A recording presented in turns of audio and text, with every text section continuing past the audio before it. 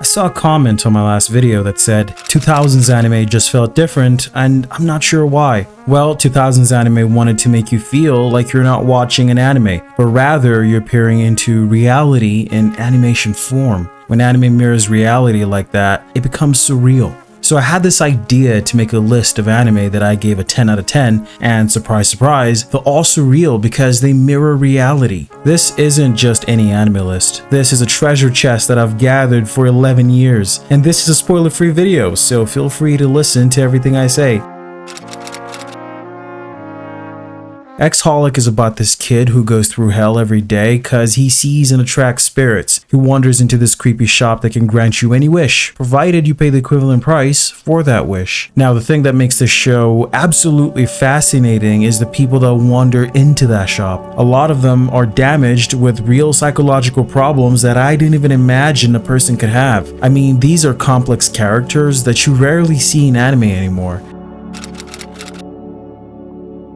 Ochota Kazoku is about this family of shape-shifting raccoon dogs trying to survive a remarkably bizarre world. It's hard to explain what Ochota is about because it's not really about anything. It's just this exploration of a world that's full of so much mystery, yet it never explains itself.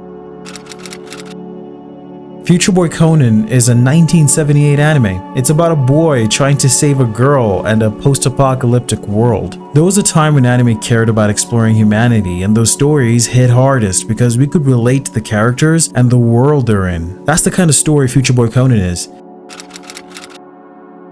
Parasite the Maxim is about a world invaded by a parasitic life form that's the ultimate enemy to mankind. At the center of it is Shinichi, a kid who develops this symbiotic relationship with a parasite and ends up fighting for mankind. I've watched Parasite about 7 times, and each time I think that this time I'll see what's wrong with it, and I just never do. Parasite is the most perfectly paced anime of all time in my opinion.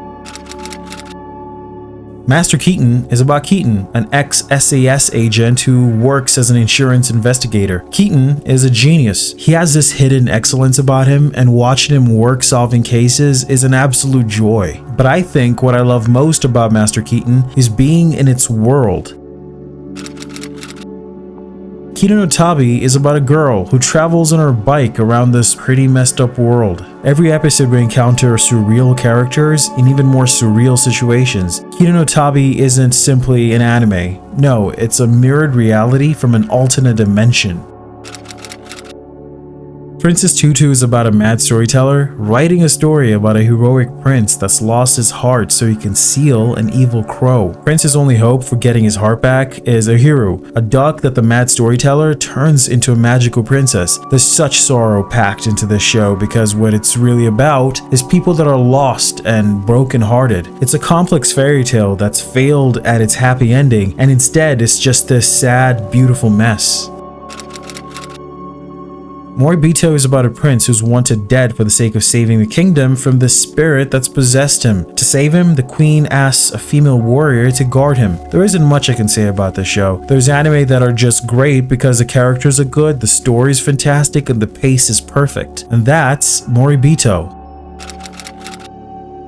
Romeo and the Black Brothers is about a boy who's sold by his parents so they can eat and stay alive in the midst of a famine. Romeo is taken to this other town and he meets other kids who are in the same situation he's in, and they form a brotherhood that looks out for itself in a harsh new world. This is one of those shows that makes you feel better about life because here we have these kids that should be hopelessly miserable, but their optimism keeps them alive. It's a beautiful story.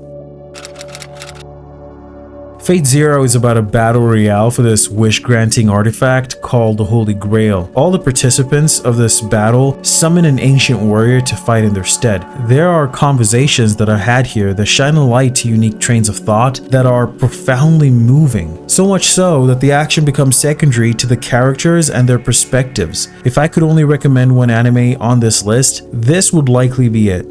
Some honorable mentions: Howl's Moving Castle, The Wind Rises, and My Neighbor Totoro. I couldn't add them to the list because I was afraid Ghibli would strike my channel again. Anywho, thanks for watching. If you like this video, you're gonna love my last one.